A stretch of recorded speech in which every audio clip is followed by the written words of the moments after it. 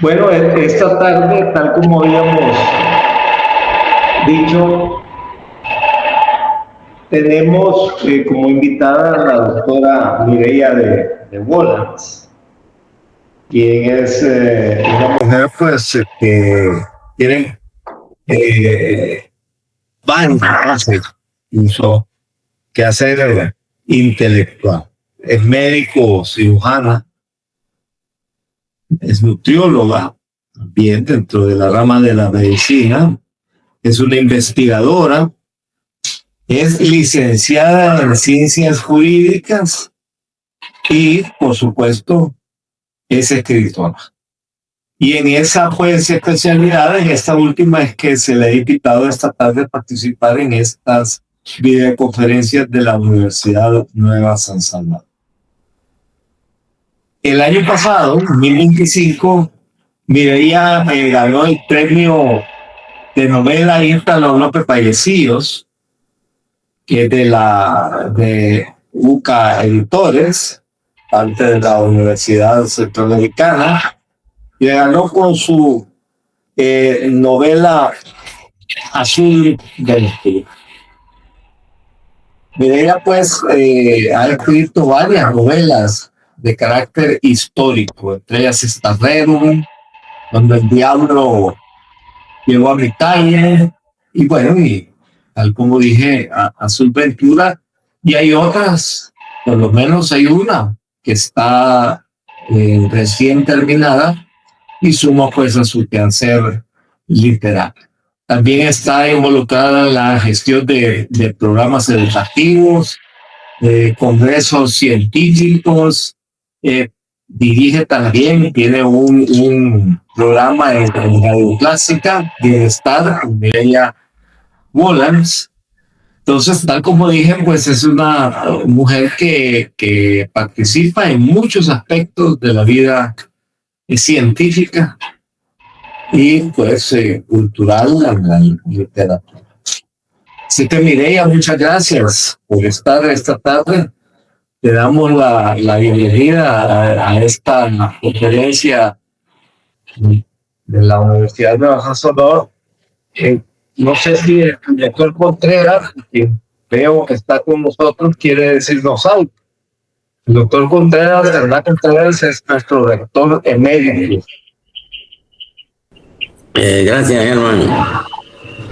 Bueno, doctora Wollans, reciba, como siempre, nuestro respetuoso y cordial saludo. Nos alegra mucho y nos honra a la vez su participación en esta videoconferencia. No es la primera vez que la tenemos con nosotros.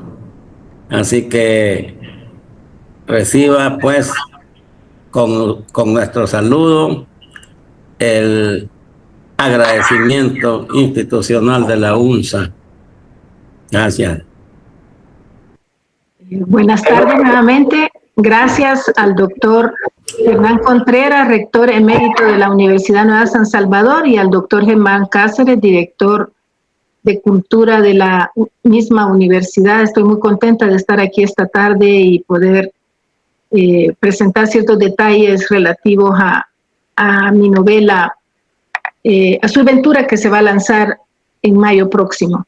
Solamente quería decir que pues el premio de la UCA Editores, el premio Ítalo López Pallecios, es de suma importancia.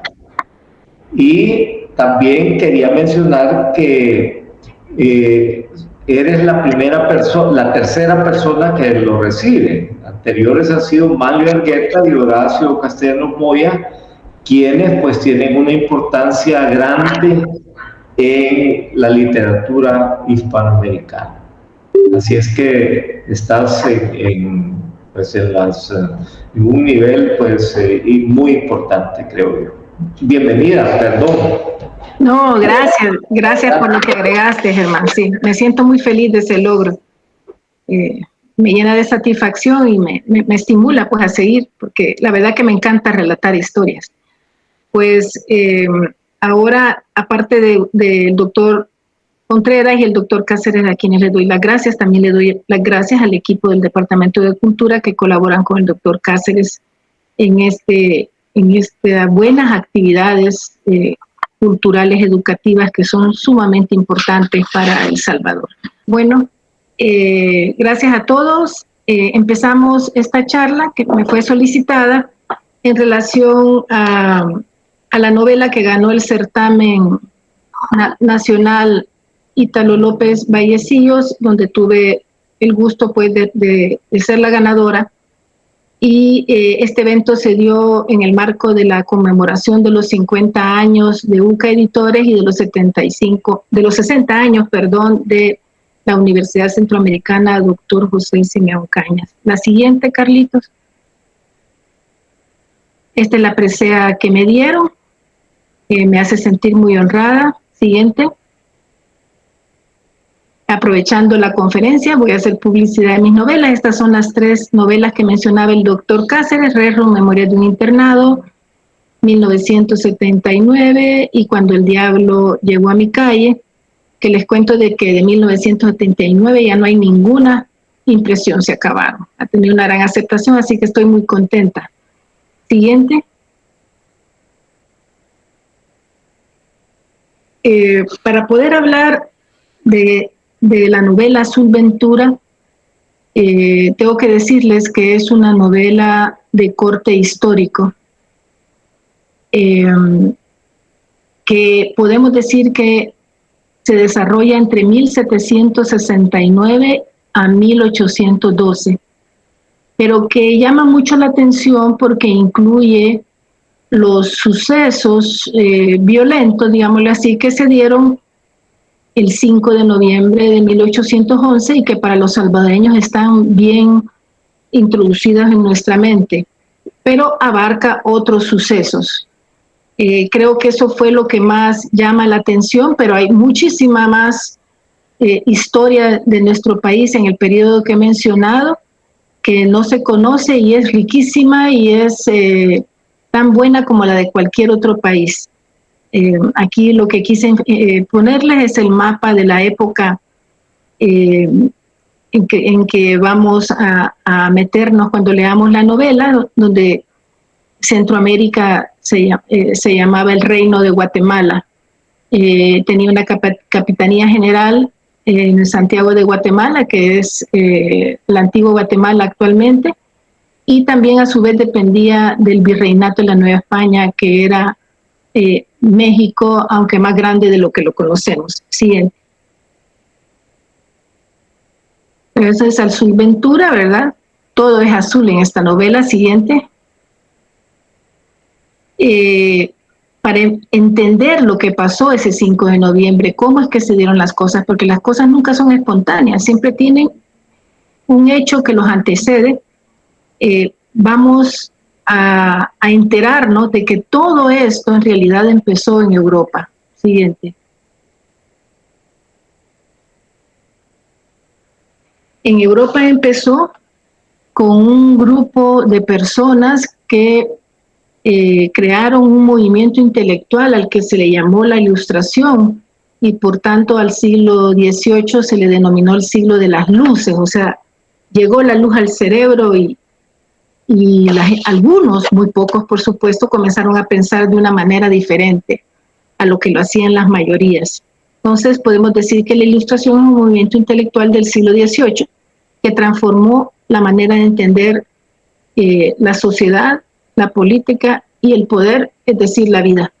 Los pensadores ilustrados defendían que la razón humana, y no la magia, no el misticismo, es lo que debía guiar a la organización del Estado, y cuestionan el absolutismo monárquico.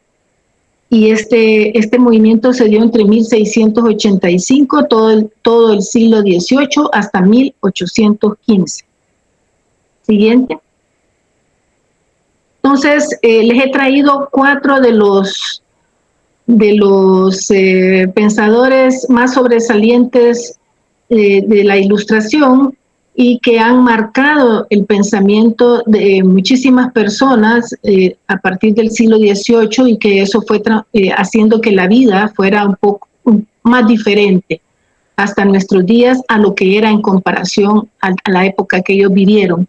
Aquí tenemos, por ejemplo, a Carlos Luis de Secondant, conde de la Brede y barón de Montesquieu.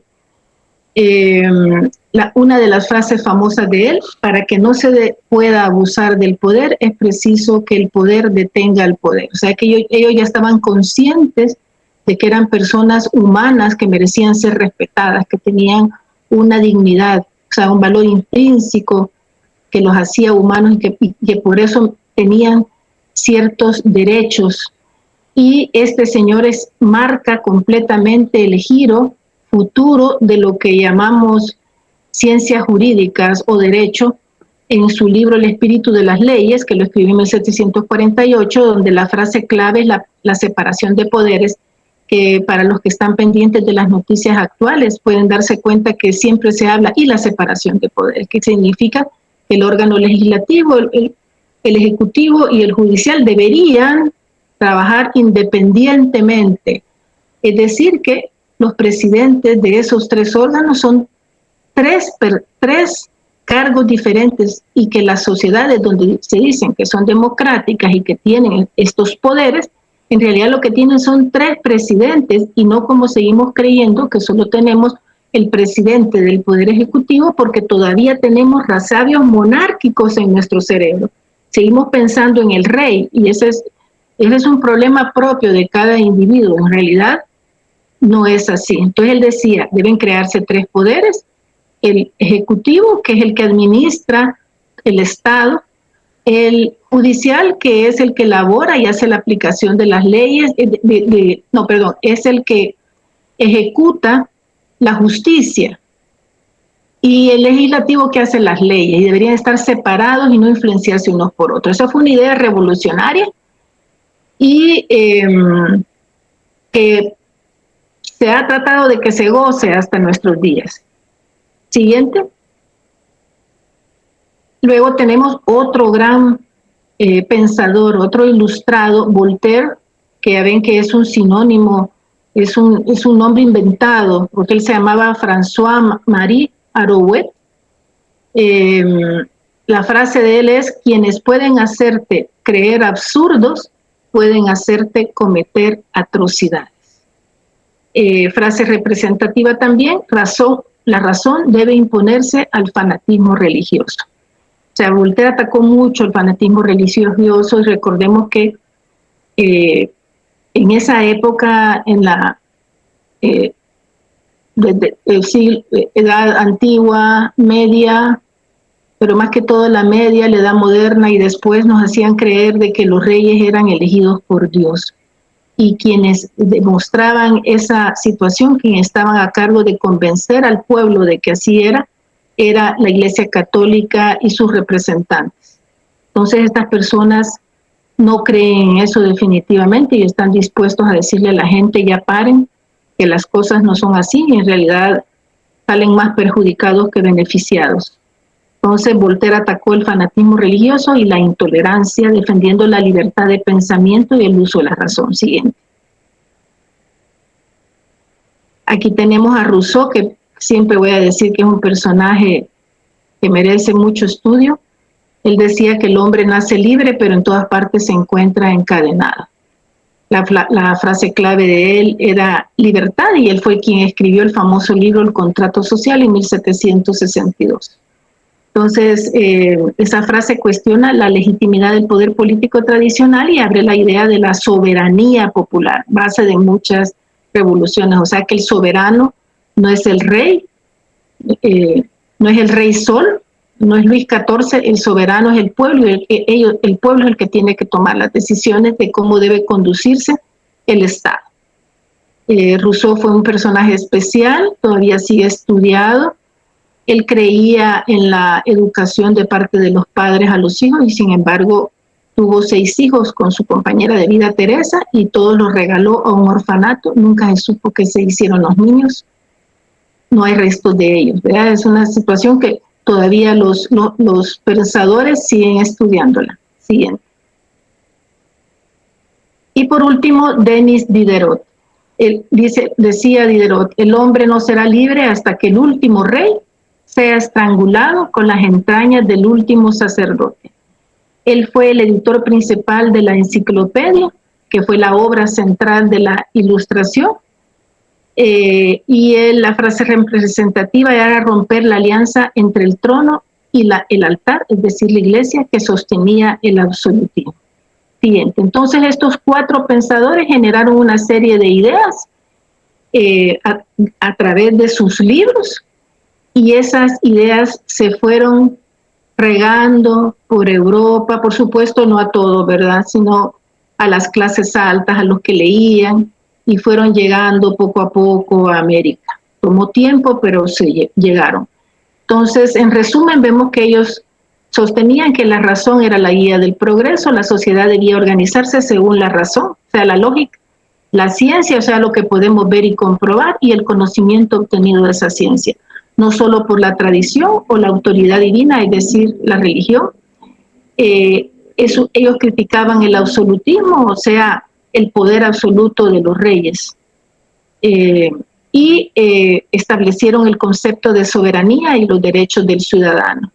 O sea, la soberanía, que el poder reside en el pueblo. La autoridad política proviene del pueblo y no de Dios ni de la iglesia.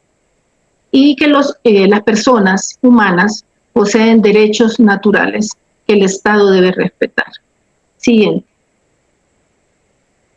Estas ideas son las que provocarían las revoluciones en Europa y en América, y nacieron primero en los libros de estos filósofos ilustrados. Es una idea, un concepto que deben tener para que comprendamos lo que sucedió el 5 de noviembre de 1811, aquí en San Salvador especialmente, y lo que se describe en la novela Azul Ventura. Siguiente. Luego de que estos filósofos escribieron y difundieron un poco estas ideas, se dio un evento material, digamos, en 1789, que fue lo que llamamos la Revolución Francesa, el momento en que las ideas de la Ilustración dejaron de ser teoría y se transformaron en acción política. O sea, a mi interpretación, lo que pasó fue que un grupo de personas que estaban dispuestas a tomar acciones materiales se respaldaron con los argumentos planteados por estos ilustrados y decidieron hacer un movimiento. Por supuesto, no solo eran las ideas, era la crisis económica, el descontento de mucha gente, los abusos de la monarquía y los abusos de la Iglesia Católica y la influencia de los filósofos ilustrados llevaron al pueblo francés a cuestionar ese poder absoluto que tenía Luis XVI, quien reinaba en ese momento con su esposa María Antonieta de Austria. Entonces, el 14 de julio la gente se levantó y fueron a tomarse un edificio antiguo, que es la Bastilla, porque lo consideraban que era el símbolo del absolutismo, porque ahí se encerraban a muchos de las personas que eran aprisionadas por delitos, aunque a pesar de esa situación, en ese momento solo habían 7 presos en la Bastilla y solo habían unas cuantas armas. O sea, no había mucha gente encarcelada, pero ellos hicieron eso. Seguramente no lo sabían. Y ese evento es lo que celebran los franceses el 14 de julio todos los años, porque consideran que con él inicia la Revolución Francesa, que marcó la vida pues, de ese país, de esa gente, y en realidad de casi todo el mundo occidental. Siguiente. Entonces la Revolución Francesa también determinó, marcó el fin del absolutismo, o sea, los reyes no gobernaban por derecho divino, el nacimiento de los derechos ciudadanos que gozamos hasta ahora, porque ellos aprobaron en la Asamblea, se llamaba la Asamblea Nacional Constituyente, aprobaron la Declaración de los Derechos del Hombre y del Ciudadano, que proclamaba la libertad, la igualdad y la soberanía nacional. Y a partir de ahí se expanden las ideas revolucionarias. Siguiente. Traigo este detalle solo para que vean que las revoluciones muchas veces traen cosas positivas, pero el precio que se paga es altísimo. Había gente pensante de diferentes ideologías. Teníamos en este caso a Olimpia de Guyés, que era una mujer inteligente de la nobleza, y ella se molestó porque solo se había hecho declaración de los derechos del hombre, así que decidió hacer la declaración de los derechos de la mujer y las ciudadanas, aparte de que ella apoyaba a los girondinos y los que estaban en el poder en los jacobinos. Así que cuando, o sea, ya les caía mal ella, ya la tenían ubicada, como dicen, pero cuando publica los derechos de la mujer, la llegan a traer y la decapitan. Siguiente. Después de esa declaración de los derechos del hombre y el ciudadano, el poder es tomado por el famoso Maximiliano de Robespierre, que era jacobino, y el periodo en que tuvo él el control del país se le llama el periodo del terror, porque sus acciones estuvieron encaminadas a destruir todo lo que se le ponía enfrente, con la base de que estaban en contra de las ideas en las que él creía o de sus percepciones. Él ordenó la ejecución por guillotina, se calcula de 16.594 personas, de las cuales 2.622 estaban en París, y se considera a la fecha de que hubieron 40.000 víctimas de sus decisiones y de su forma de ver la conducta humana. Podríamos decirlo así de una manera elegante. Siguiente. Hay muchas pinturas que reflejan el patíbulo que había en París y en algunas otras ciudades donde estaban decapitando a las personas. Hay un libro muy interesante de Carlos Dickens, Historia de dos ciudades. Para los que les gusta leer, se lo recomiendo. A mí me impresionó cómo él describe las decapitaciones y que las mujeres del pueblo se sentaban alrededor del patíbulo bordando y que cada puntada que daban era una cabeza que caía. Nunca se me ha olvidado ese detalle. Robespierre consideró de que estas decapitaciones eran una herramienta necesaria para defender la virtud de la República contra sus enemigos internos. Y irónicamente, pues cuando la gente se hartó y los cercanos a él se hartaron, lo apresaron y también lo decapitaron el 28 de julio de 1794. Siguiente. Ahorita vamos a ver un video cortísimo de 2 minutos sobre la Revolución Francesa para que ustedes puedan ver un poco más lo que sucedió.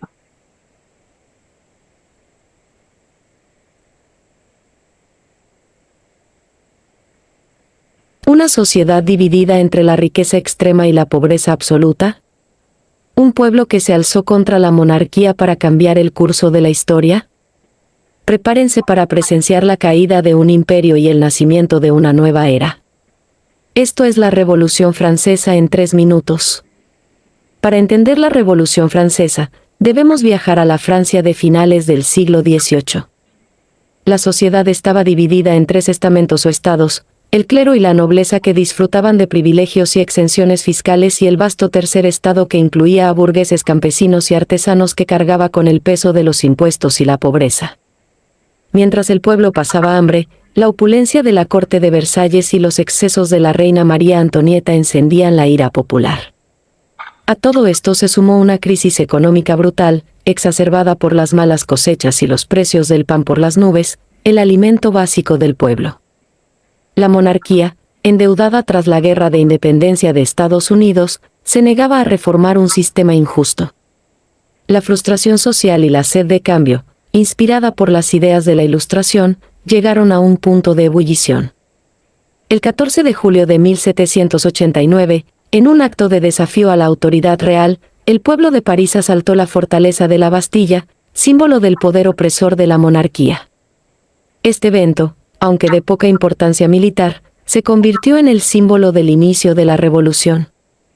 Pronto, la revuelta se extendió por toda Francia, con campesinos asaltando castillos y nobles huyendo del país. Los revolucionarios abolieron el feudalismo. En agosto, proclamaron la Declaración de los Derechos del Hombre y del Ciudadano, un documento revolucionario que garantizaba la libertad, la propiedad y la resistencia a la opresión. La monarquía y la nobleza perdieron sus privilegios, y el poder pasó a la Asamblea Nacional. Pero la revolución no fue un camino de rosas. La inestabilidad política y el miedo a la intervención extranjera llevaron a la radicalización. En 1793, el rey Luis XVI y la reina María Antonieta fueron ejecutados en la guillotina. Bajo el liderazgo de Robespierre, el llamado reinado del terror se desató, una época de purgas y ejecuciones masivas que buscaban eliminar a cualquier enemigo de la revolución. Finalmente, el propio Robespierre fue víctima de la guillotina en 1794, poniendo fin al terror. La inestabilidad continuó hasta que un joven y ambicioso general, Napoleón Bonaparte, dio un golpe de Estado en 1799, asumiendo el poder y poniendo fin a la revolución, pero no a sus ideales. A pesar de los conflictos, la revolución había logrado su objetivo, el viejo orden había sido destruido para siempre. El legado de la Revolución Francesa es inmenso. Sus ideales de libertad, igualdad y fraternidad se convirtieron en la base de las democracias modernas. Encendió la chispa de las revoluciones en todo el mundo, demostrando que el poder reside en el pueblo. Cambió el mapa político de Europa y marcó el inicio de la era moderna. Y ahí lo tienen.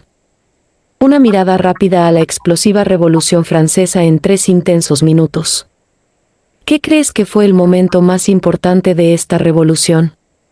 Si esta historia de libertad y cambio te inspiró, ya podemos no olvides pararla darle a un ahorita. revolucionario like a este video. Y para seguir descubriendo... Muy bien. En 3 minutos, lo que yo les conté lo vimos con imágenes y movimiento, que es la manera en que se quedan más los conocimientos, porque generan emociones. Siguiendo con mi presentación, ¿por qué les toco todo esto y no me voy directo al 5 de noviembre? Porque deben entender lo que estaba pasando y por qué tan lentamente se fueron dando los cambios en América. Porque lo que nos han contado del 5 de noviembre no es tan real en realidad como lo que sucedió, pero hay que entender el pasado para comprender por qué se actuó de cierta manera en 1811. Entonces, ya aterrizando en España, ¿verdad?, que es la madre tierra, que es la madre patria, perdón, de esa revolución, como nos dice el video, surgió un hombre que para mí siempre va a ser un hombre fantástico, en lo personal, siempre me encanta, he leído sus biografías, me fascina, a pesar de todo el daño que hizo, fue Napoleón Bonaparte. Siguiente. Napoleón, a través del consulado, tomó el poder en 1799 y él quería invadir y apoderarse de todos los países de Europa. O sea, tenía el sueño de Alejandro Magno y buscó... hizo una política expansionista que provocó una crisis en la monarquía española, y para allá voy. Siguiente. ¿Qué pasaba en España? ¿Qué fue lo que analizó Napoleón para poder tomarse ese país? Porque Napoleón era brillante, estudiaba a sus contrincantes y todo el territorio para tomar decisiones, crear estrategias, ¿verdad? Algo muy y que debería siempre uno fijarse en los demás. En España lo que sucedía era que teníamos reinando a un Borbón, Carlos IV de España, que estaba casado con María Luisa de Parma, y ambos eran primos hermanos. O sea, era una endogamia. ¿Y por qué es importante contar en la historia? Porque de ahí podemos saber por qué sus hijos actuaban de una forma u otra. Carlos IV era un hombre débil, endeble, manipulado por María Luisa, y ella lo tenía apartado de las decisiones reales, de acuerdo a los biógrafos, y ella es la que gobernaba junto con su favorito Manuel Godoy, del cual se dice que era su amante, dicen unos, y otros biógrafos dicen que no era así. Manuel Godoy era un hombre muy inteligente, él era de la nobleza baja, y por sus propios méritos llamó la atención de María Luisa y ella le fue llenando de cargos y premios. Era el príncipe de la paz, creo, había ganado batallas, territorio, era un hombre bien preparado. pues ella lo tomaba en cuenta para tomar las decisiones. Siguiente. Sin embargo, Godoy era sumamente impopular, pero impopular ¿entre quiénes? Entre la nobleza que rodeaba al rey, porque ellos también querían ser cercanos e influyentes, siempre es así el tema del poder, y entonces le buscaban excusas, que era de nobleza baja, que no era nadie, que se creía de nobleza alta solo porque Carlos IV lo había casado con una pariente, o sea, que era un nuevo rico, como se dice ahora. Entonces había una serie de intrigas y conspiraciones ahí en la corte española que hacía que en vez de fijarse en los problemas reales estuvieran solo pendientes de cómo lograr el poder cada uno. Y lo desprestigiaron en el pueblo. Y mientras tanto, vamos a enfocarnos en los hijos de Carlos IV y María Luisa. Siguiente. Aquí está, esta es la imagen, aquí déjenme. Aquí vemos a Fernando VII como no era en realidad. Esta pintura lo favorece mucho. Fernando VII nació casi retrasado mental, estaba en el borderline, era deforme, tenía un ojo con estrabismo, su nariz era sumamente grande, la mandíbula era sobresaliente, tenía un cuerpo anómalo lleno de grasa y las costumbres de la monarquía. Como tienen todo y lo que quieren es disfrutar, todos los hijos no se preocupan por ellas, no se preocupaban por ellos. Entonces, la costumbre de dejársela a los tutores. Entonces, los tutores se encargaban de cuidar a estos niños, estar pendientes y hablarles, y estos tutores pues le hablaban en contra de su padre. Así que Fernando VII crece odiando a su padre, a su madre y a Godoy, y comienza a conspirar para derrocar a su propio padre. Siguiente. Entonces, en marzo de 1808 se da lo que se llama el motín de Aranjuez. Es una revuelta popular y cortesana porque se difundió el rumor que lo difundieron la gente de Fernando VII, de que la familia real y Godoy se iban a huir al sur para embarcarse en América. Que vino la multitud, atacó la casa de Godoy, lo capturó, presionó al rey y Carlos IV abdicó al trono. Siguiente. Siguiente. Ahí está. Después vamos a saber por qué, vamos al segundo video, por qué se dio esta situación de que la gente fue fácilmente convencida de que los reyes se iban a ir de España. 17 de marzo de 1808. Aranjuez. Aquel anochecer el bullicio no era festivo, era una ira contenida, con rumores de traición y miedo. España fue invadida sin declarar la guerra. Miles de soldados franceses cruzaban la península invitados por el rey, o más bien, por su ministro, Manuel Godoy, el hombre más poderoso del reino, válido, diplomático y enemigo público número 1. Durante años acumuló privilegios, tierras y títulos, pero también muchos enemigos. Esa noche, la residencia de Godoy fue atacada, no por soldados ni por nobles, sino por el propio pueblo, azuzado desde las sombras por los leales al príncipe Fernando. Saquearon muebles, arrastraron cuadros por el barro y lo buscaron como a una bestia herida, pero no lo hallaron. 2 días después fue descubierto oculto entre mantas, bajo una tabla del techo, demacrado y silencioso, sin una sola orden que dar. Fue ahí cuando Carlos IV intentó salvarlo, pero su palabra ya no valía nada. En ese momento, el pueblo no aclamaba al rey, pero sí a su hijo, Fernando, príncipe y rival, y autor invisible de lo que allí ocurría. Finalmente Carlos abdicó, sin ceremonias ni despedida, y España cambió de manos en la sombra, porque el motín de Aranjuez no fue un alzamiento popular, fue un golpe palaciego cuidadosamente tejido y orquestado por Fernando VII, para destruir a Godoy y quitar la corona real a su propio padre. Así comenzó su reinado, con una traición, y tras ella comenzó la guerra, la invasión napoleónica y la caída del imperio. Fue sin duda el siglo más inestable de la historia de España. Bien, volviendo. al material. Este motín de Aranjuez derribó a Godoy y obligó a abdicar a Carlos IV. Y luego las abdicaciones de Bayona permitieron a Napoleón apoderarse del trono español. Sigamos, vamos a explicar esta parte. Por supuesto que era la gente de Fernando VII la que levantó a la gente contra Godoy, y es que había pasado un hecho. Godoy y Carlos IV habían firmado con Napoleón Bonaparte, muy inteligentemente, entre comillas, un tratado para que las tropas de Napoleón, o sea, las tropas francesas, pudieran pasar por España para llegar a Portugal e invadir Portugal, y ellos firmaron ese tratado. O sea, traicionaron a Portugal.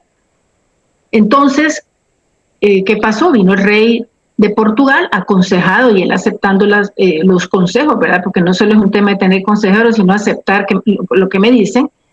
Se embarcaron con toda su familia hacia Brasil, y lograron escapar de las manos de Napoleón. Entonces de aquí partió el rumor de que lo mismo iban a hacer Carlos IV con su familia y con Godoy, y ahí le incendiaron el cerebro a la gente, ¿verdad? Que veían a los reyes como los hijos de Dios que los tenían que cuidar, y cómo era posible que se iban, y que Godoy era el culpable, que los había convencido. Siguiente. Entonces, después de ese hecho, Napoleón, viendo toda la problemática que había del motín de Aranjuez y toda la inestabilidad, y que Carlos IV había abdicado a favor de Fernando VII, los manda a llamar a Bayona. Los consejeros de Fernando VII le dicen que no vaya, que es una trampa, y él no hace caso, ¿verdad? O sea, era incapaz de razonar con lógica. Llegan los dos ahí, como lo vemos en esa pintura. Ahí está Napoleón diciéndole: tienen que firmar. Los dos abdican. Entonces, España se queda sin rey. Siguiente. Y entonces Napoleón nombra a su propio hermano rey de España, rey José I de Bonaparte, bien llamado Pepe Botella, porque era alcohólico. Se me había olvidado decirles que a Fernando lo llamaban el deseado, porque el pueblo lo amaba, y cuando se dieron cuenta de la traición le llamaron el felón. Bueno, lo nombró Napoleón a su hermano rey de España y de las Indias, o sea que de América también, rey de aquí, de nosotros. Por eso, esta parte es importante, porque mucha gente no entiende eventos alrededor del 5 de noviembre, porque, por ejemplo, por ahí hay un personaje, y no le voy a contar quién fue, que decía: no hay rey, no tenemos quien nos domine. ¿Verdad? Hay un personaje ahí que varias veces lo dice, y eso se refleja en la novela, pero hay que entender por qué se daba esa situación. Siguiente. Vamos a ver este video corto de la traición de Bonaparte, porque los traicionó, se enganchó a los dos, padre e hijo, ¿verdad? No se imaginaban con quién se topaban, con un hombre brillante que... 1807. 1807. España y Francia firman el Tratado de Fontainebleau. En teoría, las tropas de Napoleón cruzarían la península para invadir Portugal. Pero era una trampa. Mientras avanzaban hacia Lisboa, los soldados franceses ocupaban ciudades españolas: Pamplona, Barcelona, Burgos. No venían de paso. La corte estaba dividida. Carlos IV, Fernando VII y Manuel Godoy luchaban por el poder. En marzo de 1808 estalla el motín de Aranjuez. La monarquía se tambalea y el país queda paralizado por la incertidumbre. Napoleón aprovecha el caos, convoca a padre e hijo en Bayona y los obliga a abdicar. Sin disparar un tiro en Madrid, se apodera de la corona española. Coloca a su hermano José Bonaparte en el trono de España. El 2 de mayo, Madrid se levanta contra la ocupación francesa.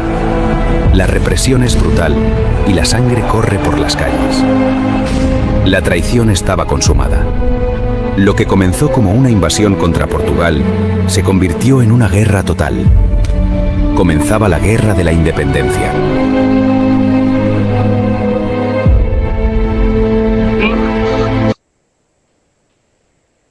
Y todo esto lo explico porque y las características mentales de Fernando las explico y la de su padre, porque para mí ahí está el origen de por qué ellos manejaban tan mal las colonias en América.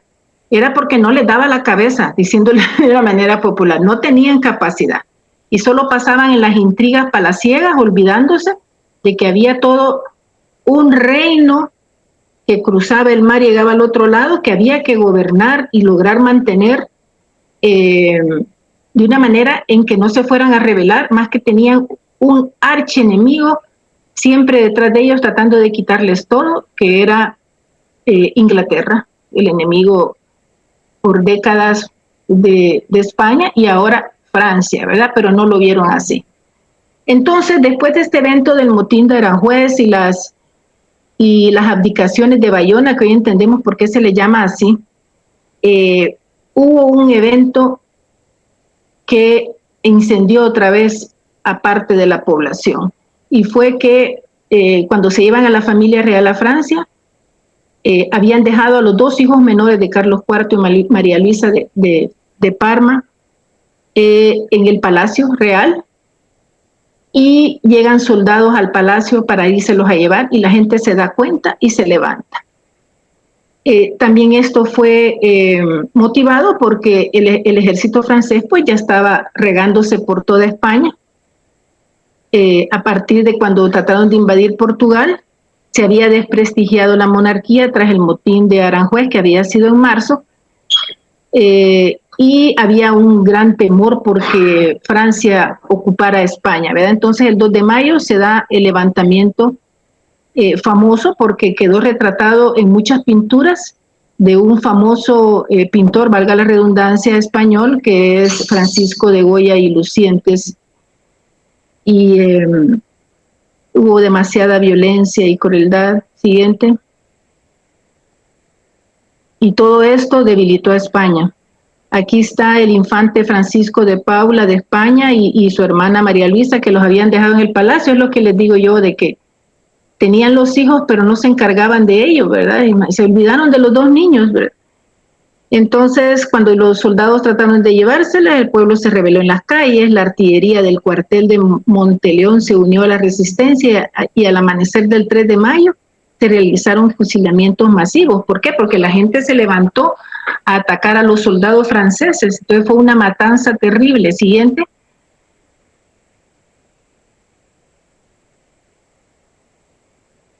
Sí, pongamos este video.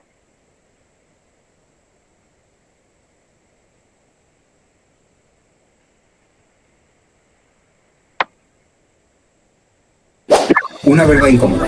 El 2 de mayo de 1808, el levantamiento en Madrid fue protagonizado principalmente por las clases más bajas de la sociedad. Mientras estos madrileños combatían con lo que tenían a mano, desde navajas hasta piedras lanzadas desde balcones, las autoridades militares españolas, con más de 3.000 efectivos, se mantuvieron acuarteladas.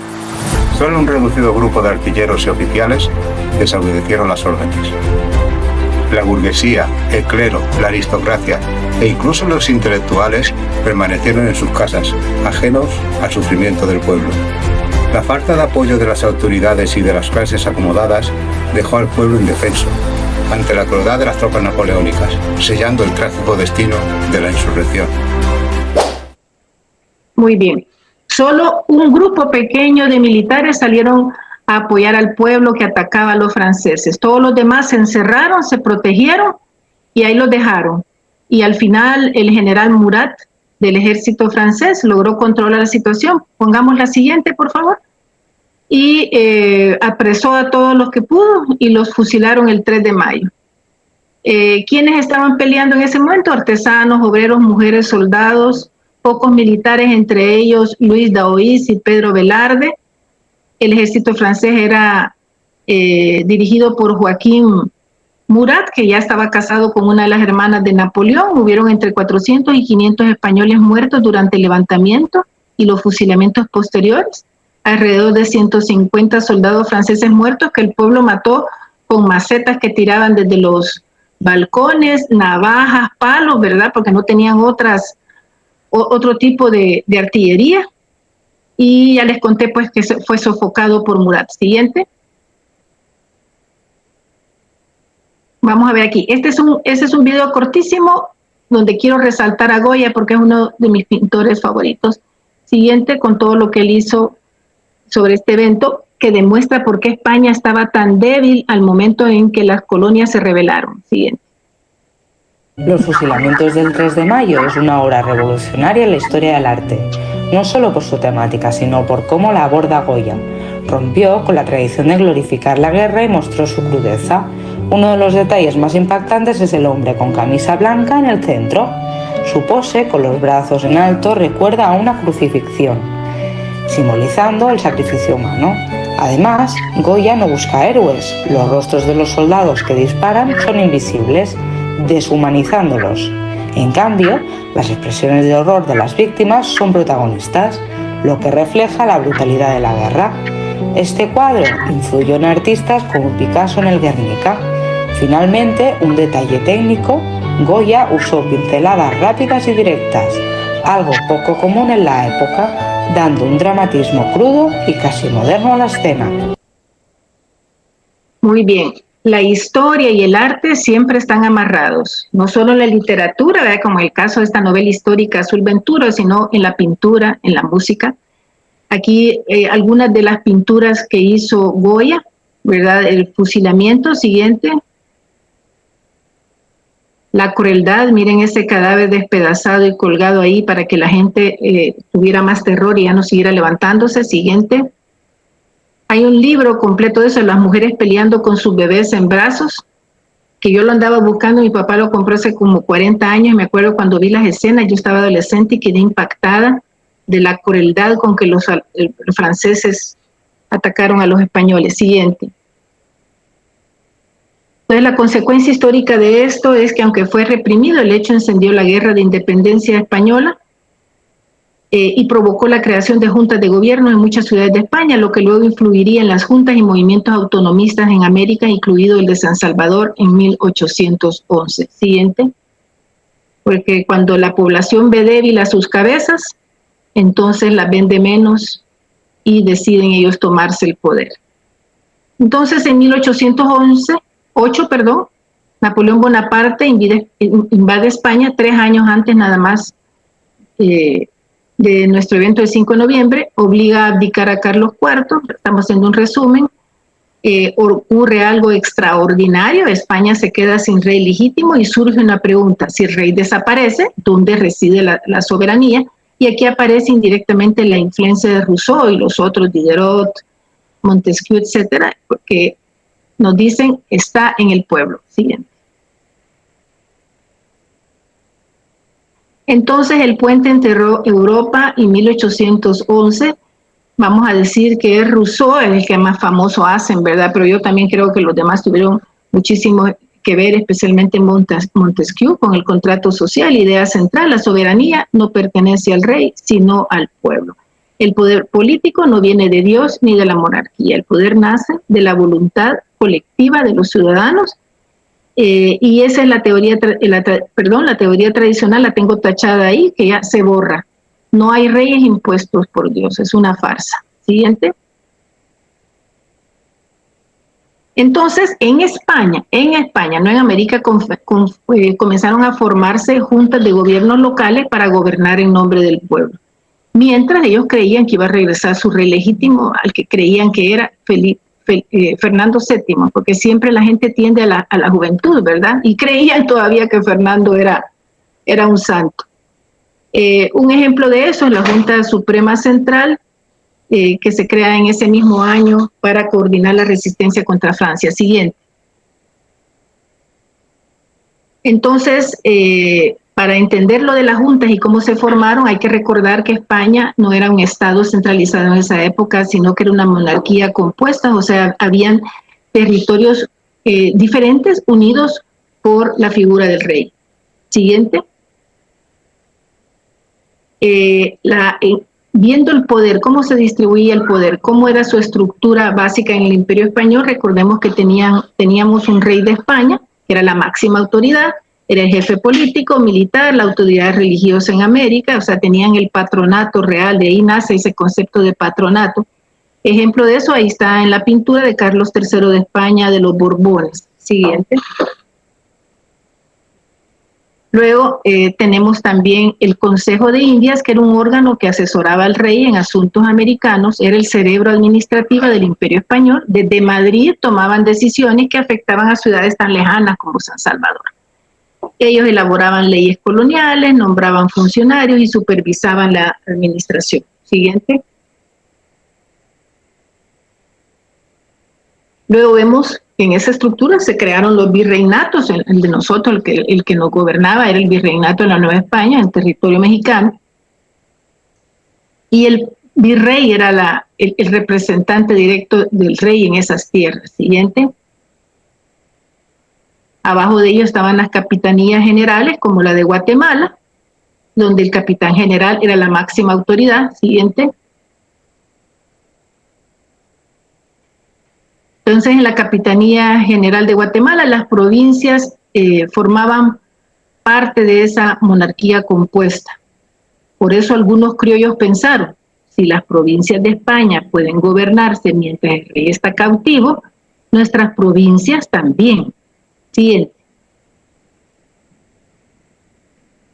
Luego vemos, en esa misma estructura de poder del Imperio Español, están las reales audiencias, que eran tribunales superiores y centros de poder político, y ejemplo de ella la Real Audiencia de Guatemala, que tenía como funciones la justicia superior, asesorar al capitán general y el gobierno interino si faltaba la autoridad principal. Siguiente.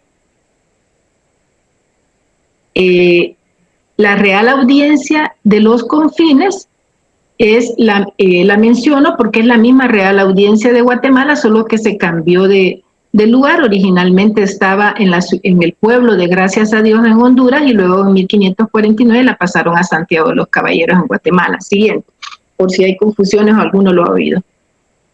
En 1808, al quedar el rey cautivo, pues surgió la idea de que la soberanía volvía al pueblo. Se crearon las juntas de gobierno, que de eso estoy hablando. Aquí una pintura de Goya que pinta la familia real. Mucha gente esta familia real la consideran, lo llaman los reyes idiotas, ¿verdad? Porque eran incapaces. Tenían un problema originado en las costumbres endogámicas que pues no les, voy a ser bien cruda, no les daba cerebros normales para tomar decisiones lógicas. Allá atrás, detrás de la familia, Fernando VII es el de celeste, que está un poco adelante, y allá atrás está un señor pintando un óleo, ese es Goya, que se autopintó, ¿verdad? Siguiente. Aquí podemos ver toda la lista de todas las juntas que se formaron para gobernar lo poco que tenían medio control en España y las colonias. Vea, estuvo la de Asturias, la de Sevilla, la de Galicia, la de Valencia. Siguiente.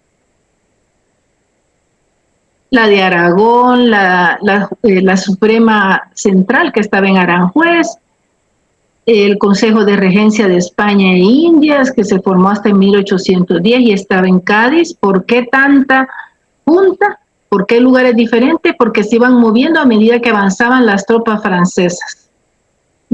Siguiente. Ya se imaginan el caos en que estaba toda esa gente.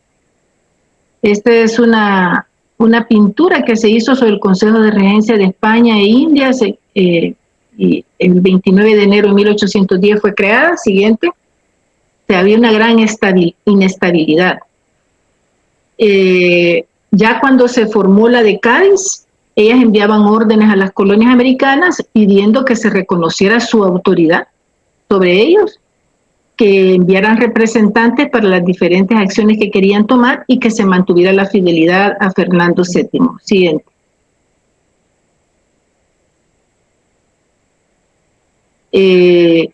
Entonces, con todo el respaldo de los textos que se han encontrado y se han estudiado, hoy nos hemos dado cuenta que en 1811 no se hablaba de independencia.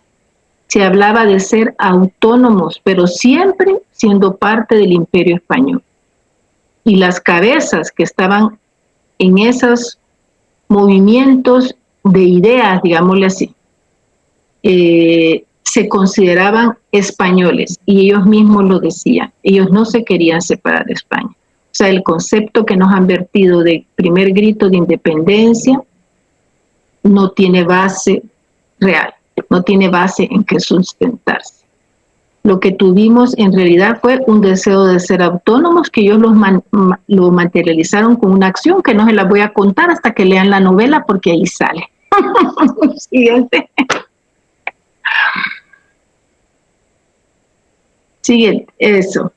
Bueno, se me había olvidado, o parte de la estructura eran los cabildos, que eran los gobiernos municipales, como por ejemplo San Salvador tenía su propio cabildo. Y entre sus funciones estaba la administración urbana, la economía local, y ahí estaban los representantes de las élites criollas, nada más. O sea, no había pueblo, no, solo eran los criollos. Siguiente.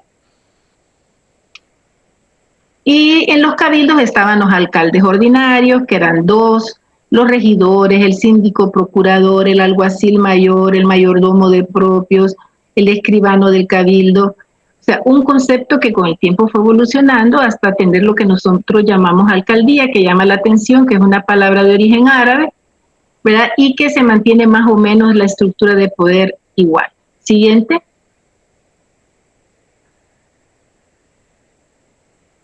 Entonces, las repercusiones en América, ¿qué fue? Cuando en América comenzaron a ver que en España formaban juntas de gobierno, ellos decidieron hacer sus juntas también. Entonces crearon juntas autónomas locales, decidieron mantener la fidelidad a Fernando VII, pero ellos querían administrar sus propios asuntos, querían ser autónomos en lo económico, lo político, lo militar, lo religioso, ¿verdad? Esto no era una independencia, era autonomía dentro de la monarquía, pero ellos seguirían siendo españoles y parte de España. Siguiente. Entonces, ¿qué pasaba aquí en nuestra tierra? Me vengo de Europa, me paso a España y después me vengo a América, y en América me voy a la Capitanía General de Guatemala porque éramos el reino de Guatemala.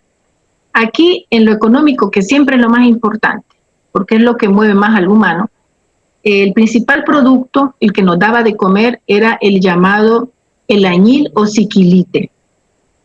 Pero nosotros en San Salvador teníamos un problema.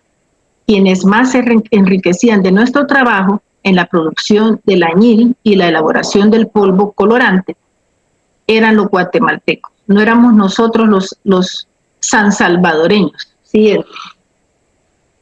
¿Por qué sansalvadoreños? Porque nos llamábamos la provincia de San Salvador. No nos llamábamos El Salvador.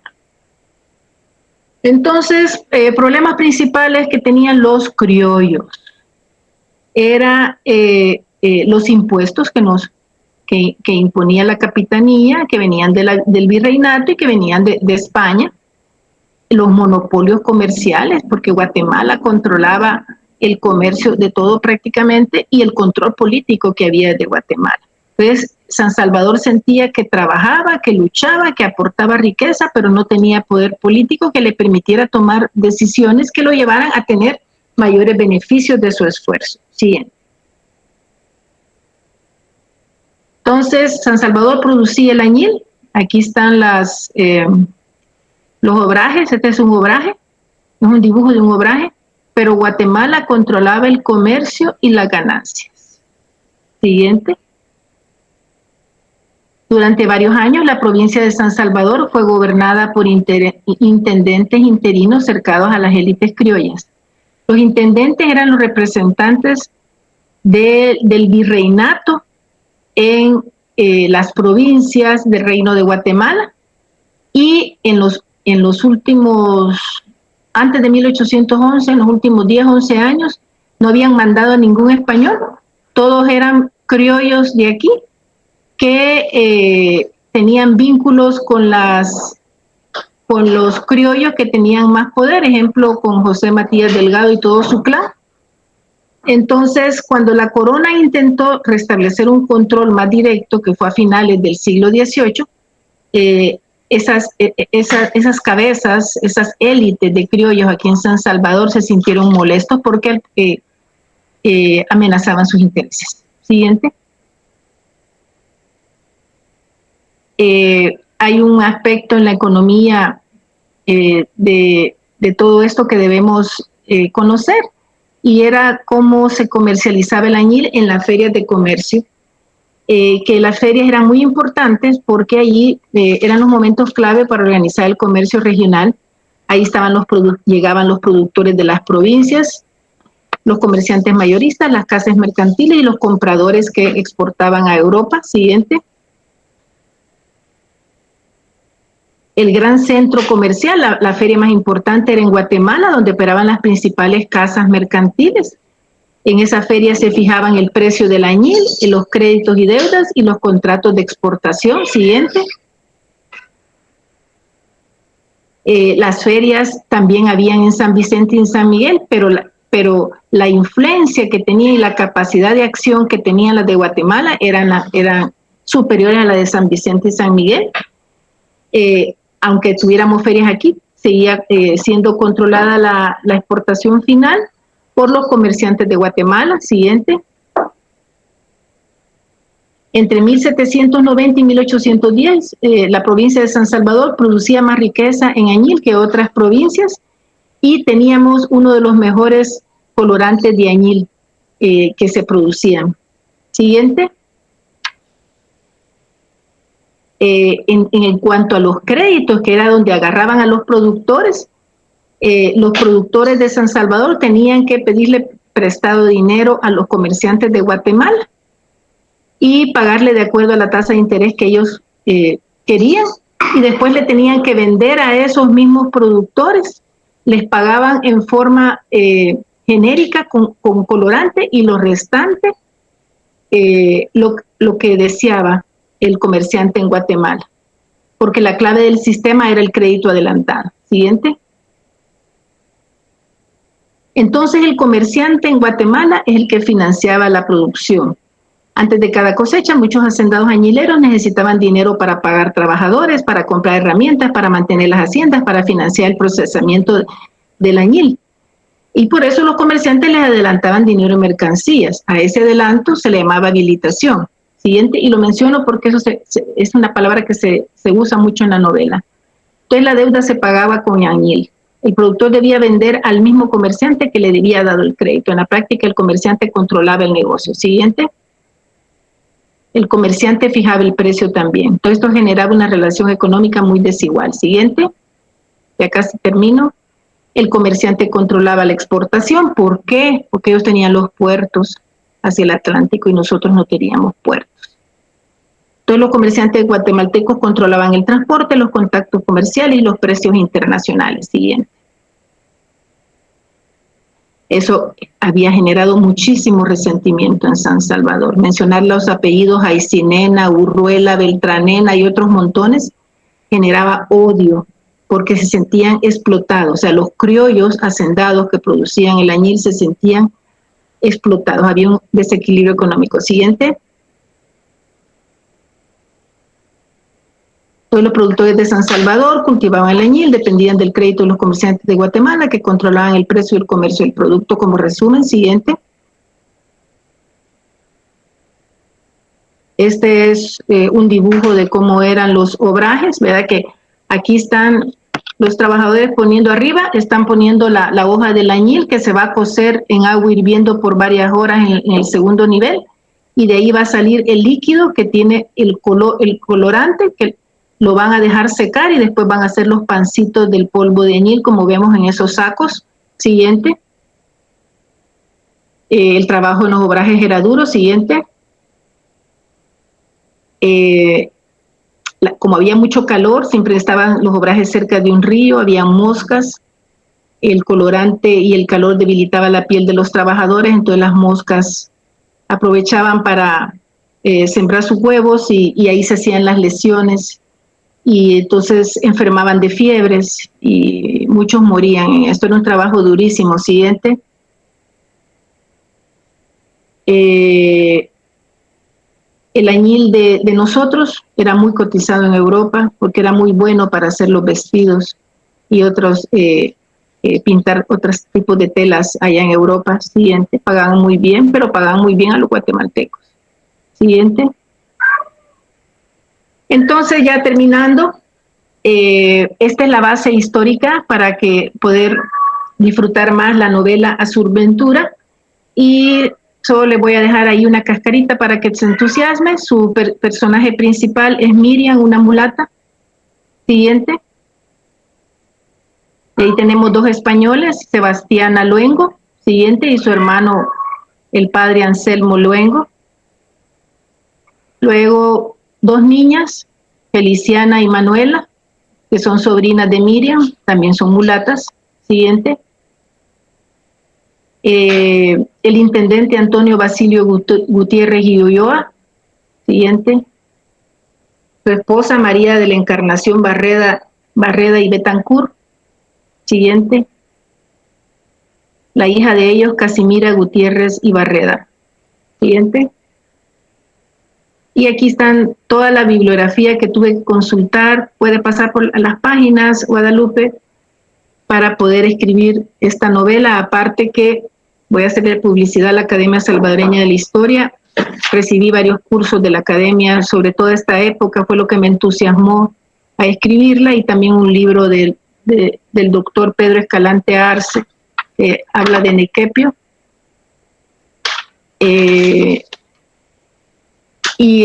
Viendo las historias que él había encontrado, las referencias que había encontrado en textos antiguos de esa época, eso me entusiasmó a escribir esta novela. Siguiente. Agradezco a todos estos historiadores, y esta novela, por cierto, se la dediqué a la Academia Salvadoreña de la Historia y a todos los que se dedican a buscar nuestro pasado para fortalecer nuestra identidad y saber quiénes somos. Y aquí termino. Muchas gracias por su atención.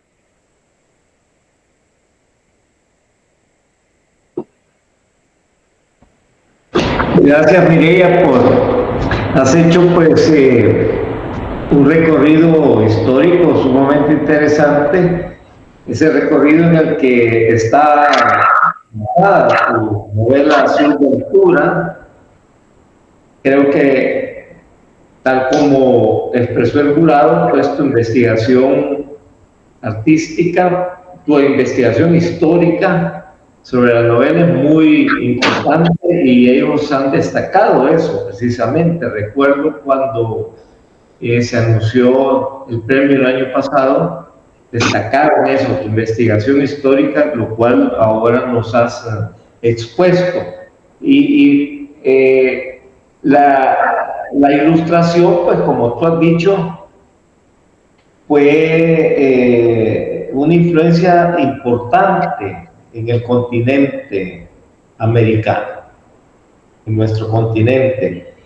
Se dice generalmente que José Cecilio del Valle es el intelectual, el pensador más importante en Centroamérica relacionado con la ilustración, y es un personaje que creo que debe de ser más estudiado. Escribió, hay un buen número de escritos de él que reflejan esa vocación a la ilustración, y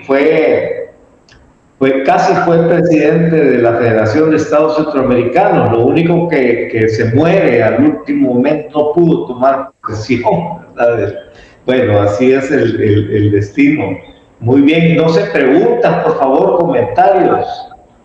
Por favor. Una pregunta. A mí me gusta que me pregunten. Por favor. Sí, buenas tardes. Buenas tardes, Glenda. Sí, preguntas creo que no muy bonito de la ponencia. Solamente felicitarla por tomarse este tiempo, ¿verdad? Realmente, bueno, yo como parte de mi persona, así por así, a veces créanme que no tenía tantas ideas ni tantas partes que haya vivido, digamos, nuestras poblaciones anteriores, y pues todo lo que se ha pasado, algunos hechos sí, otros no. Entonces para mí me ha parecido súper excelente, y qué bonito que se pueda compartir estas experiencias, estas investigaciones, para poder todavía traerlo a este tiempo que sigue viendo escuchar bien. Solamente. Gracias, Glenda, muy amable. Ahí está Federico Hernández levantando la mano. Federico. Muchas gracias. Muchas gracias, Mireya, por la presentación. Te felicito además por la novela. Creo que emprender en estos días una novela histórica es en sí mismo ya encomiable, ¿verdad? Y sobre todo cuando realmente hay un trabajo de investigación detrás.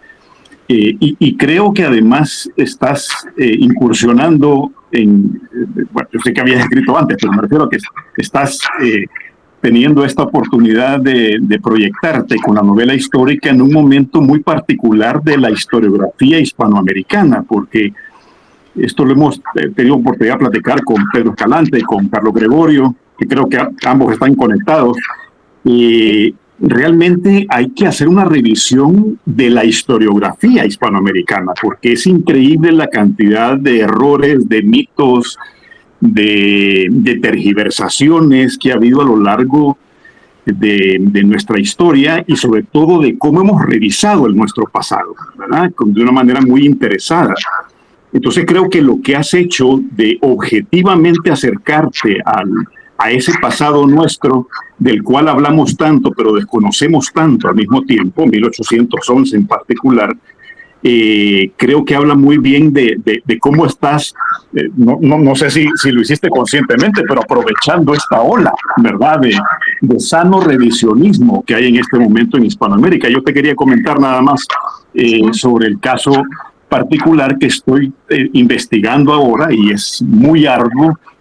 A mí me interesan más las historias políticas, la historia de las ideas políticas, sí. y estoy tratando de averiguar cómo realmente eran recibidas, en particular, el liberalismo por nuestros próceres. En el caso de José Cecilio del Valle, que por cierto lo ha mencionado Germán, es bien evidente su influencia, pero no en el caso de nuestros próceres, ¿verdad? O sea, ¿qué tanto, por ejemplo, conocían, a qué autores conocían, qué libros son los que venían, etcétera, etcétera, ¿verdad? Sí. Y es muy interesante porque no es fácil encontrar ese hilo, ¿verdad? Entonces, de verdad te felicito.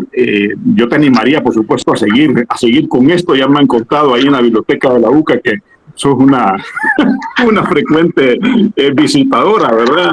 Y de eso se trata, la verdad. Así que muchísimas felicidades, Mireya.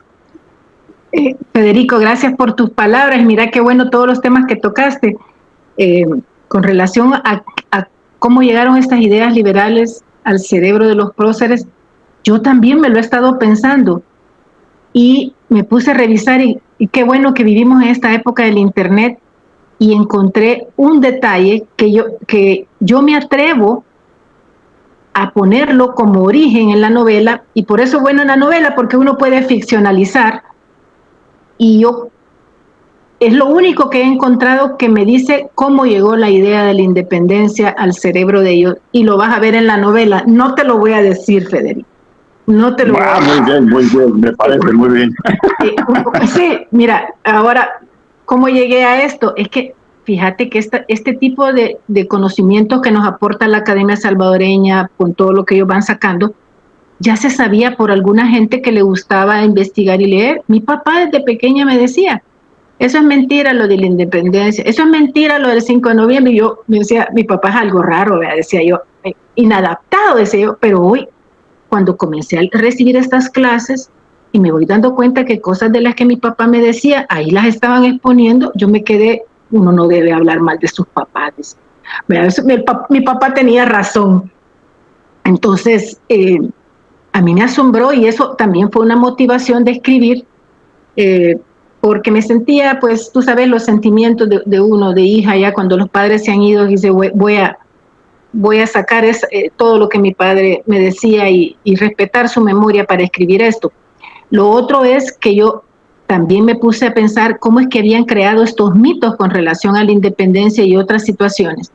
Y me puse a escarbar y creo, ¿verdad?, porque no conozco tanto como otros, que estos mitos nacieron en 1911 en el gobierno de Manuel Enrique Araujo, cuando decidieron celebrar los 100 años de la independencia. Pero como Manuel Enrique Araujo estaba siendo presidente entre 1910 y 1915, que se supone que iba a llegar, ¿verdad? Porque no llegó, entonces solo le tocó 100 años del 1811, entonces se creó ese mito. Eso es lo que yo he llegado hasta ahorita a deducir, ¿verdad? Tal vez alguien que sepa más de historia como Cañas Dinarte u otros pueden corregirme o darme la razón. Y como era una época que nosotros siempre, los movimientos intelectuales siempre nos han llegado tarde, el romanticismo todavía estaba con nosotros, entonces tú ves todos esos libritos que sacó el gobierno de cada prócer que eran romantiquísimos, ¿verdad? O sea,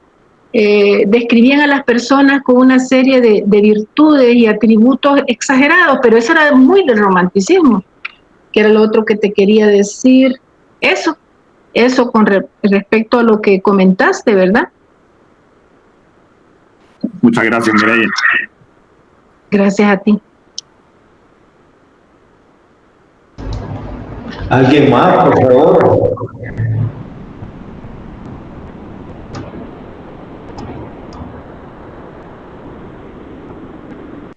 ¿Alguien más?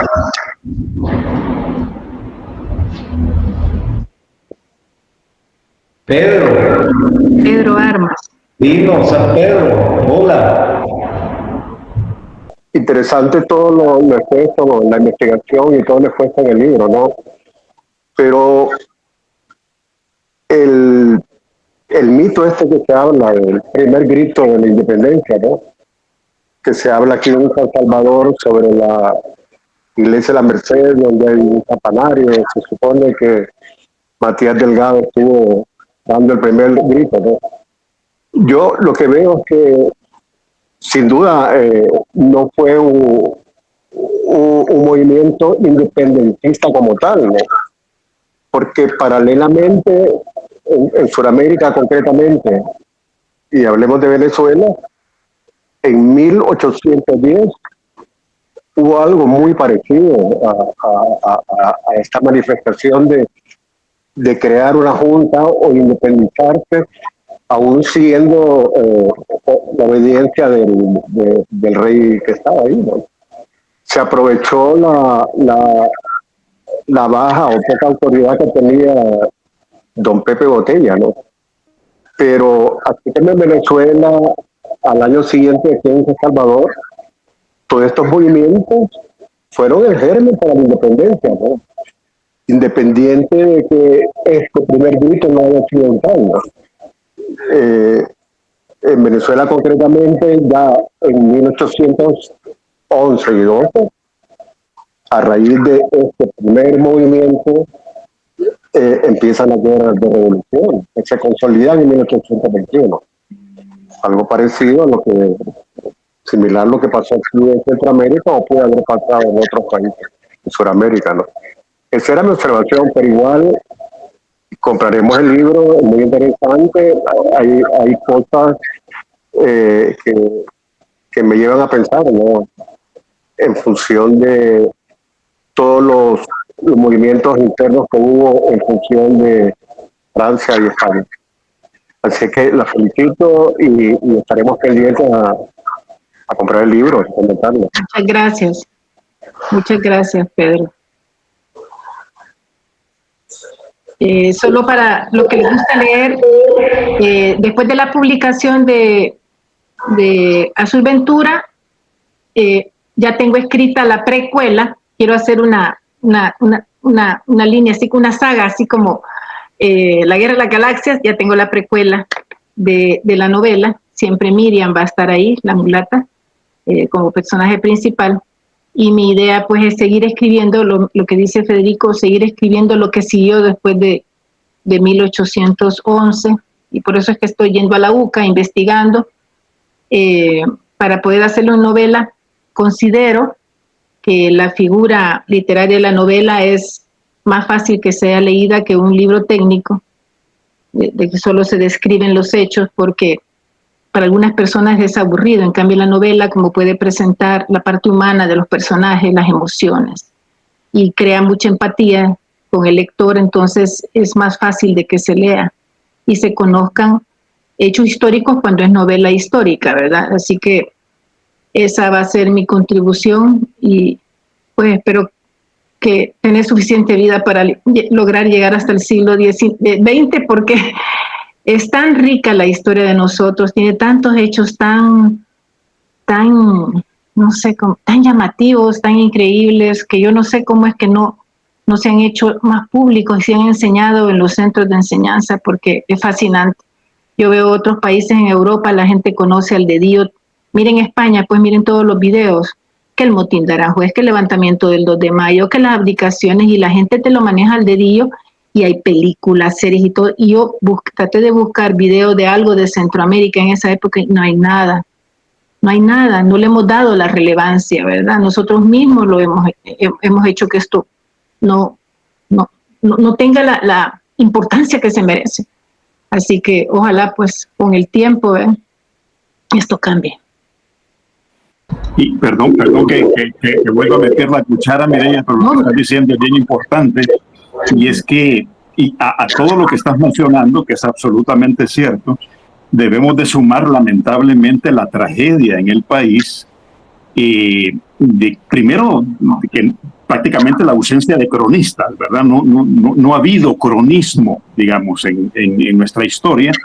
O sea, tú y yo sabemos hasta cómo estornudaba Napoleón Bonaparte, porque casi todos sus contemporáneos dejaron memoria, y lamentablemente hubo muy poco de eso en nuestro medio. Y por otra parte, la tragedia también de las pérdidas documentales que hemos tenido, que han sido pavorosas, ¿verdad? O sea, sí. No solamente los incendios, digamos, que han consumido gran parte de las colecciones nacionales, sino incluso lo que está ocurriendo ahora, ¿verdad? Que no hay ni siquiera acceso al Archivo Nacional. O sea, ese tipo de cosas sumándose, de verdad es lo que hace que lamentablemente tengamos tan poco espacio aquellos que nos dedicamos a la investigación, y aquí hay gente muy versada que no me dejará mentir, lo difícil que es lograr conseguir cierta información, ¿verdad? Y toca obviamente apoyarnos con colegas en el extranjero, con gente que viaja aquí y allá, obviamente como tú mencionabas, internet, para poder rescatar mucho de lo que lamentablemente hemos perdido, y hay cosas que jamás las vamos a recuperar, ¿no? Así es. Yo, dos casos. Conocí a un señor que escribió un libro que en realidad es para todos, niños y adultos, de cómo llegaron el tranvía aquí a El Salvador, los trenes, el sistema ferroviario, tan precioso, Federico, que ya lo voy a buscar porque yo lo tengo. Yo fui a la presentación, lindo el libro, hasta con dibujos, y él explica todo en un cuento de su abuelo, con él y una niña que era su vecina. Y yo le pregunté, ¿cómo hizo para lograr esta información? Ay, no se imagina dónde me fui a meter, no voy a decir el museo, y va a creer que voy encontrando en el sótano el montón de libros antiguos que estaban mojados porque habían tenido una gotera. Ay, no le dijo nada, no, me dijo, ¿cómo voy a andar diciendo yo? Me dijo después, pero eso fue hace 15 años. Se lo llevan preso. Sí, pero eso fue hace 10 años, ¿verdad? Pero todavía él tenía miedo, pues sí, es que el miedo... Claro. En nuestro país siempre ha existido. ¿Y cuál era la otra? Ay, ya se me olvidó. Ya escribí otra novela, ¿verdad? Y en esta me ayudó un sobrino que le encanta la genealogía, igual que a mí. Entonces, andábamos buscando información sobre esa novela porque yo describo la historia de una familia donde hubo un crimen que fue muy famoso en 1927. Yo queríamos encontrar noticias periodísticas, no solo lo que la familia había dicho, así que preguntamos, le escribí a todos los famosos aquí, a Germán Cáceres, al ingeniero Herodier, a todos los famous, ¿verdad? A Héctor Lindo, a Carlos Cañas Dinarte, a todos les escribí. Y entonces me dijo el ingeniero Herodier, vaya al MUNA, y que nos dicen que está cerrado, no, usted vaya. Fui, bueno, admirada, me han tratado súper bien, no puedo decir, pero cuando me sacaban las colecciones de periódico empastadas bien lindas, ¿verdad? Me imagino que las hicieron hace 30, 40 años. Mira, bueno, primero lo ponías en la mesa y salía el polvo del papel deshaciéndose, ¿verdad? Que yo me puse mascarilla, me dije, me va a dar sinusitis otra vez. Después abría las páginas, Federico, eran cebollas, mira, se me rompían, y yo, ay, ¿verdad? Yo llamé a la señora, mire, yo no, porque después van a decir que yo la rompí, venga, páseme las páginas. No, me dice, hágalo así, mire, hágalo así. Las páginas, cebolla, y mira, ahí fue encontrar las noticias del asesinato. Solo ahí Ay, no, decía yo, ¿y cómo esto? ¿Por qué no se lo pasan a la UCA? Porque la UCA está digitalizando todo y lo tiene maravillosamente conservado, porque se va a perder. No es que todavía le dije yo, mire, le dije, y usted no tiene libros de juicio de 1920 al 30. ¿Cómo no? Me dijo, espérese, cabal. Y fui a encontrar el juicio que yo andaba buscando. Imagínate. Voy a la UCA, no tienen nada de esa época, nada de esa época. Entonces, por si alguien me oye y tiene contactos, que pasaran todos esos libros, que los digitalizaran o los pasaran a la UCA, que ellos lo pueden hacer, tienen gente experta y tienen hasta las áreas con aire acondicionado especial, todo, porque se va a perder la información. Sí. ¿Verdad? Bueno, Mireya, muchas gracias. No sé si el doctor Contreras. Sí, una breve palabra. En primer lugar, decir que ha sido una conferencia muy amena. No hemos sentido el tiempo transcurrido. En segundo lugar, sumamente ilustrativa. Nos ha hecho recordar diferentes aspectos. Por ejemplo, con la teoría de la división de los poderes. Teoría que, según se dice, fue idealizada o creada por el inglés John Locke, pero desarrollada magistralmente por Montesquieu, por lo que se llevó la gloria.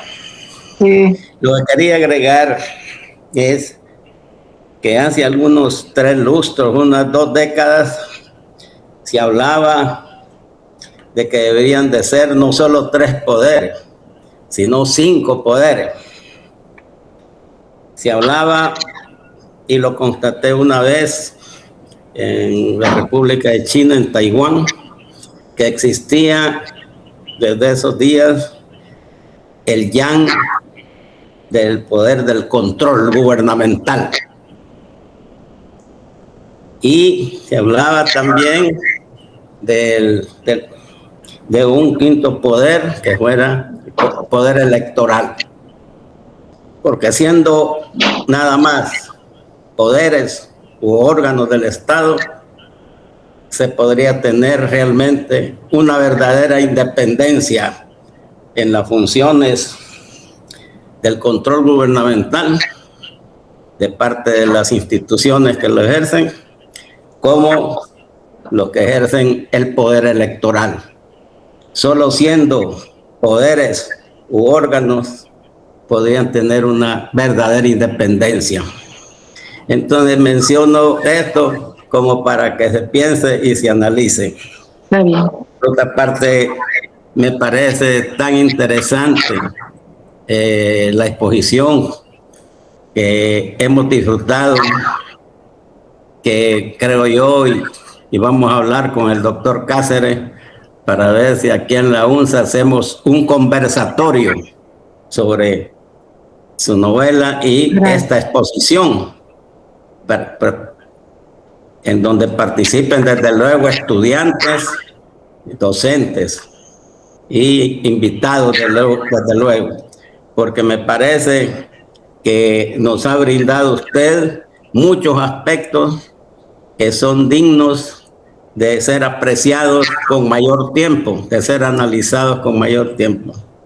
Así que ha sido muy interesante e ilustrativa su exposición, y desde luego enriquecida por los comentarios acertados, como el caso de Federico Hernández y Pedro Arma, a quienes aprovecho para enviarles mis cordiales saludos también.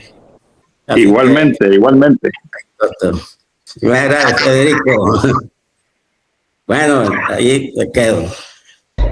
Gracias, doctor. Gracias, muy amable. Le tomo la palabra al conversatorio, pero le voy a hacer una propuesta, doctor. ¿Cómo no? Si llama a estudiantes para el conversatorio, que hayan leído la novela, doctor, Mire, yo estoy tan preocupada por la poca lectura aquí. Ayer fui a la UCA, a la librería UCA, estaba vacía. Yo voy a Guatemala, las librerías y están llenas. Con Germán hemos ido, fuimos hace 2 años, ¿te acuerdas, Germán? Fuimos a Sojos. La cola de gente para pagar libros. Acabo de estar en Perú, cola de gente para pagar libros en una librería en Barranco. Estados Unidos ya no se diga, las librerías Barnes & Noble llenas de gente de todas las edades, niños, jóvenes, viendo libros, comprando libros, y solo aquí, pero discúlpenme, perdonen lo que les voy a decir, pero lo voy a decir porque la verdad, Fernando, Federico, ya estoy vieja, ya tengo derecho. Es culpa de los educadores, Fíjense que el año pasado, yo lo voy a contar, un colegio prestigioso de aquí me llamó para decirme que quería que les fuera a hablar de una de mis novelas a los jóvenes, que eran 25, porque los demás no se interesaban en libros, imagínense. Y le dije yo, mire, le dije, pero para que no vaya a hablar de esa novela de 1979, tienen que haber leído la novela, porque entonces vamos a discutir. No, me dijo que no los podemos obligar a leer. Ellos se van a entusiasmar, se entusiasman por comprar un celular, por ver películas en Netflix y YouTube, por ir a la discoteca, por ir a comer comida rápida, pero no se van a entusiasmar por leer un libro a menos que los obliguen, ¿verdad? Y yo no entiendo cómo es que llevan un programa educativo y hay libros que tienen que leer y dicen que no los pueden obligar, ¿verdad? Yo no entiendo, porque nadie nace aprendido con el deseo de leer, es en la casa y en la escuela donde se enseña. Yo a mis hijos los obligué, mis hijos no tenían celular, y aquí nadie tomaba Coca-Cola ni veía televisión si no habían leído 2 horas un libro, ¿verdad? Y así los formé y hoy estoy orgullosa de ellos. Y mis hijos son lectores, ¿verdad? Y también van a discotecas, ojalá que no, pero también se divierten y todos son personas normales, entre comillas. Así que, doctor, perdone que le hable así, me apasiono con el tema porque me molesta, pero se lo tengo que decir. Mientras no obliguemos a nuestros estudiantes de todos los niveles a leer, este país no va a caminar. No, eso es cierto, porque tenemos que buscar las fórmulas, la manera de que nuestros estudiantes se hagan adictos a la lectura. Tenemos que buscar la forma. Por ejemplo, en algunos casos hemos, para que el estudiante prácticamente obligarlos a que lean, lo dejamos como tarea de comentario para la clase, como para que se vayan acostumbrando a leer. Así que es muy interesante lo que usted dice, que es verdad, hay que buscar cómo hacemos. Sobre todo, doy fe, doctor, doy fe de lo que usted dice, porque como usted sabe, yo fui estudiante de Ciencias Políticas en la UNSA y recuerdo que nuestros profesores, usted estuvo presente además en varios de estos debates, nos obligaban al debate, ¿verdad? No solamente se trataba de leer, sino de debatir, ¿verdad? Y eso, por lo menos en la UNSA, lo tuvimos claro los estudiantes de Ciencias Políticas, así que doy fe de lo que está diciendo el doctor Contreras. Está bien. Muchas gracias, Federico. Sí, está haciendo recordar a algunos de nuestros profesores de Ciencias Políticas, como el doctor René Roldán, médico, colega. Ajá, es cierto. Así es. Entonces, precisamente discutíamos, polemizábamos. Entonces nos obligaba a leer. Claro. Sí, hay que hacer actividades así que valgan un 10% de la nota, un 5%. Van a pelear por el 5% de la nota, doctor. Si así es la naturaleza humana, es que así somos, pues. Entonces, como decía Federico en una entrevista que le acaban de hacer, para entender lo que está pasando hay que conocer de antropología. Es cierto, de antropología, de psicología, de neurociencia, de sociología. Pero bueno, yo creo que ya terminamos. Bueno, muchas gracias, doctora Schonenberg de Wollans. por esta interesante conferencia esta tarde. Ha sido muy provechosa, definitivamente. Bueno, no queda nada más que anunciar la próxima videoconferencia. Esta será el jueves 26 de marzo, siempre a las 3 de la tarde. Vamos a tener al doctor Gustavo Cuellar, médico, que es especialista en cuidados paliativos y nos va a hablar sobre un tema interesante, doloroso, que es la agonía. Así que pues, muchas gracias a todos los que han estado con nosotros esta tarde. Los esperamos siempre en estas videoconferencias de la Universidad Nueva San Salvador y espero que nos veamos la próxima, 26 de marzo. Gracias. Saludos. Buenas tardes, gracias. Y reiteramos nuestro agradecimiento